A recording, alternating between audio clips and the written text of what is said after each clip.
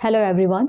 आज की क्लास में हम बात करेंगे स्फेरिकल मिरर्स के बारे में कि क्या होते हैं स्फेरिकल मिरर, कितने टाइप के होते हैं, पोल क्या होता है, सेंटर ऑफ कर्वेचर क्या होता है, ठीक है, फोकस क्या होता है, फोकल लेंथ क्या होता है, प्रिंसिपल एक्सिस क्या होता है, हर एक चीज़ को हम देखेंगे।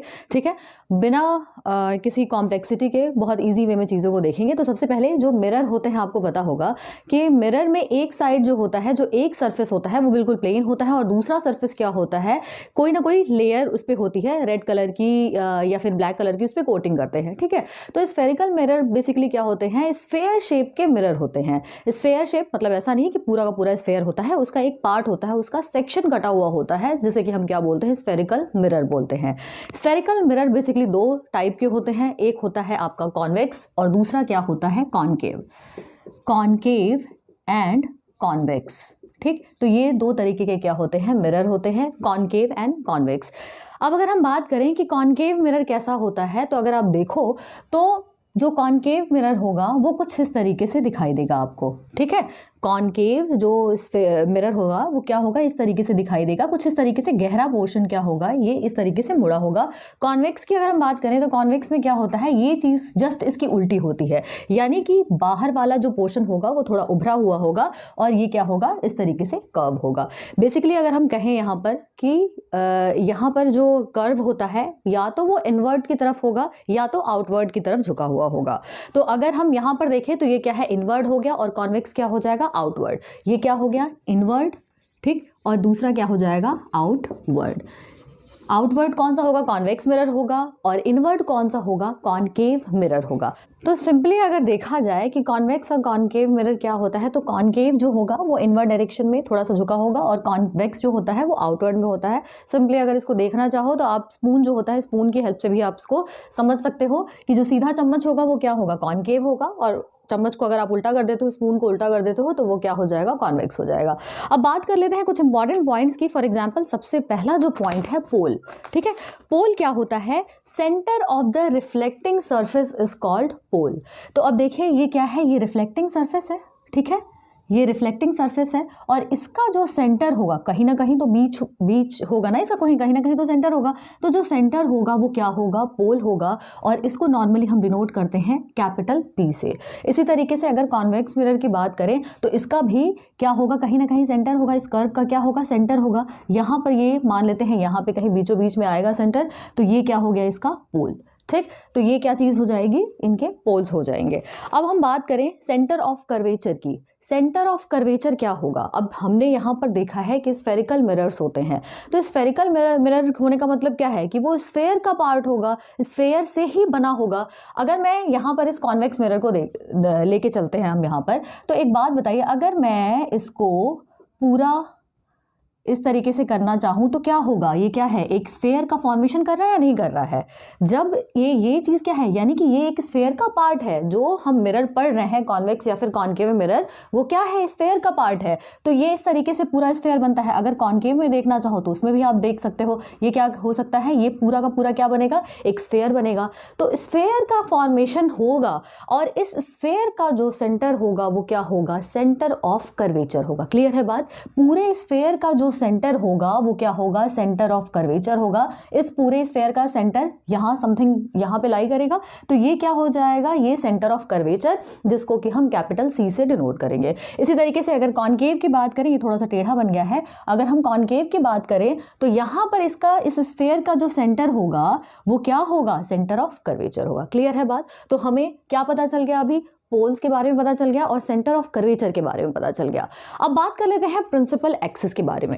प्रिंसिपल एक्सिस क्या होता है, सिंपल सी बात है, अगर हमें सेंटर ऑफ कर्वेचर पता चल गया है, पोल पता चल गया है, तो इन दोनों को जो लाइन ज्वाइन करेगी उसे हम क्या बोलेंगे, प्रिंसिपल एक्सिस बोलेंगे। अब यहाँ पर आप देखिए, ये क्या है, सेंटर ऑफ कर्वेचर है C, ये क्या है, पोल है। अब हमने क्या किया, इन दोनों पॉइंट्स को जोड़ दिया, तो ये जो लाइन होती है ये क्या है, this is an imaginary line. ठीक है, इमेजिनरी लाइन है, तो ये क्या हो गया, प्रिंसिपल एक्सिस होगा। तो प्रिंसिपल एक्सिस कौन सी एक्सिस है, जो कि सेंटर ऑफ कर्वेचर और पोल के पॉइंट्स जो होते हैं उनको ज्वाइन करने वाली जो लाइन होती है उसको सिंपली हम क्या कहते हैं, प्रिंसिपल एक्सिस कहते हैं। ठीक है, इसी तरीके से यहाँ पर भी क्या होगा, ये इनका क्या हो जाएगा, प्रिंसिपल एक्सिस हो जाएगा। ठीक, ये क्या हो जाएगा, प्रिंसिपल एक्सिस हो जाएगा। नेक्स्ट अगर हम बात करें चलिए ठीक है, क्या हो गया, पोल हमने देख लिया, सेंटर ऑफ कर्वेचर देख लिया, प्रिंसिपल एक्सिस देख लिया।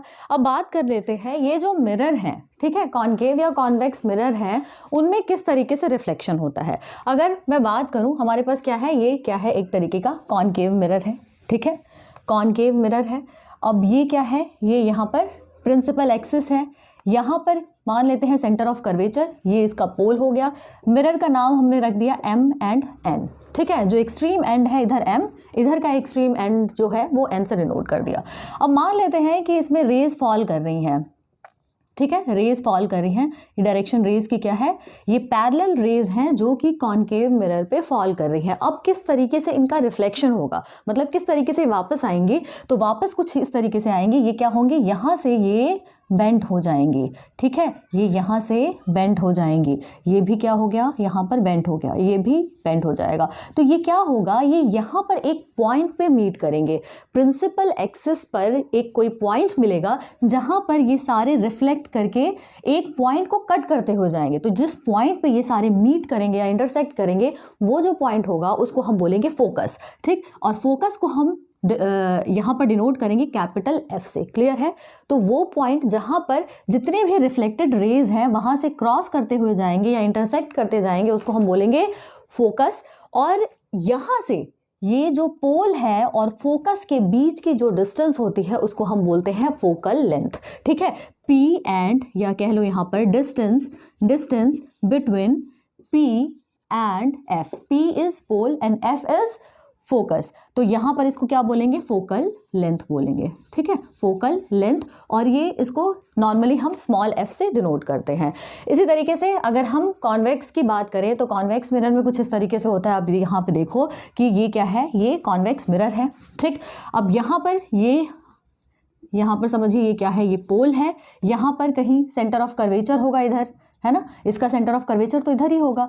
ये क्या हो जाएगा, प्रिंसिपल एक्सिस हो गया। अब यहाँ से अगर रेज फॉल कर रही हैं यहाँ पर, ठीक है, यहाँ पर रेज फॉल कर रही हैं, तो इसकी खास बात क्या होती है, कॉन्वेक्स मिरर की खास बात क्या होती है कि ये यहाँ से जो होंगी सारी रेज इस तरीके से डाइवर्ज हो जाएंगी, ठीक है, ये डाइवर्ज हो जाएंगी, क्लियर है बात।